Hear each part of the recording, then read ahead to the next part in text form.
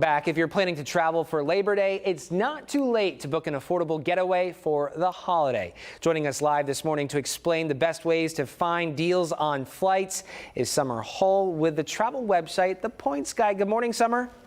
Good morning. What better topic than cheap flights? Right? Let's go. Where are we going? Where are the deals at this holiday weekend? So if you're looking to go like true Labor Day, Friday to Monday, obviously the fares are a little higher booking now than they would have been a month or so ago, but there's still deals from Houston. The best deal I found, if you want to fly those dates, is to Charlotte. And once you get up to Charlotte, you're within a few hours of a whole bunch of cool stuff where it's a little bit cooler, and that's $130 round trip on Spirit.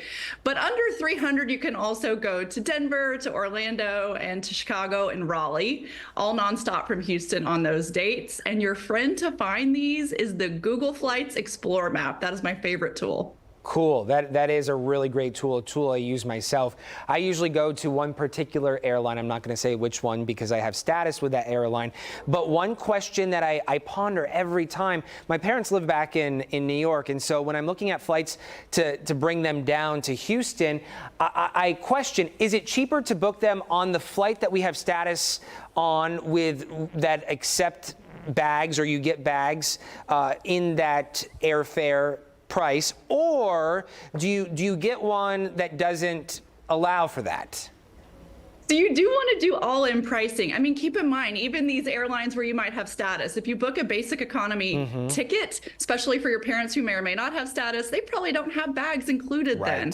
So regardless of which airline you're flying, do pay attention to that all-in cost. If you're going to need seat assignments, or if you're going to need checked bags or carry-on bags, price it out that way, and then you're comparing apples to apples a bit more. And don't forget, if you have the right credit card for the airline you're flying, even some of those low-cost carriers, they can waive the bag fees sometimes. So factor that in too. And then, of course, you get miles, and at some point you could be scoring a free flight somewhere.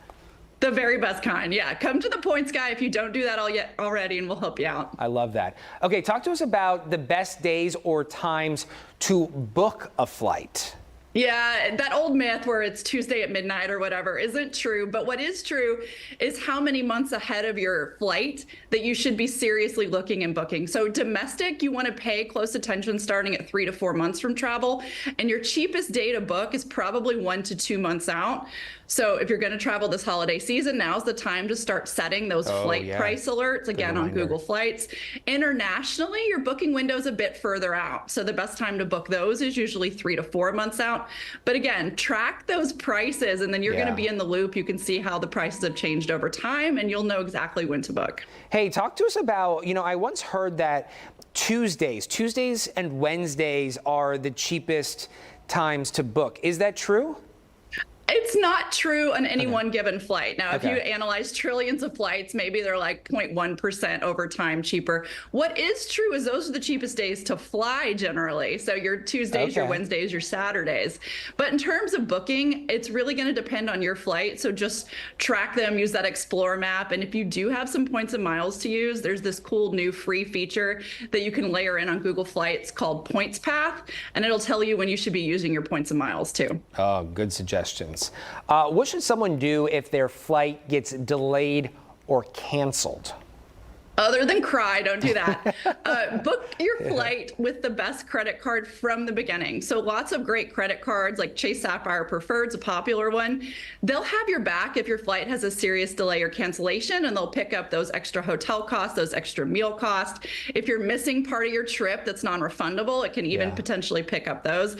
So when your airline doesn't cover your expenses, your credit card will if you booked your flight with that card. So that's my big advice heading into the holiday season. Make sure you get a credit card with trip protections so you'll be covered if that happens to you. Sarah, what about Summer, what about tracking flights? I also once heard that if you are looking at a specific flight from the same domain, the same IP address, that's going to cause that flight to go up in price. Is that true? So you're talking about VPNs? VPNs. It can happen. Now, it doesn't always happen, but it can happen. But here's why it's probably not worth it for anyone here to mess with, is because the reason it might be cheaper is because they're pricing it as if you live in a different country.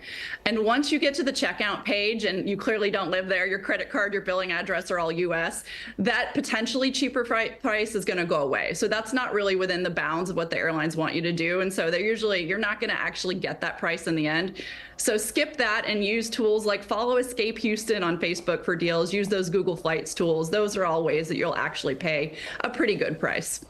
I love that. I also love the 7-4, the United 7-4 behind you. That's vintage. That's worth some money these days. I love it. I was on the final United 747 flight, so got the plane to prove it. Oh my goodness, that is awesome. That's really incredible. Well, as always, we appreciate your time. Summer Hull, thank you so much for joining us. Thank you. Have a good weekend.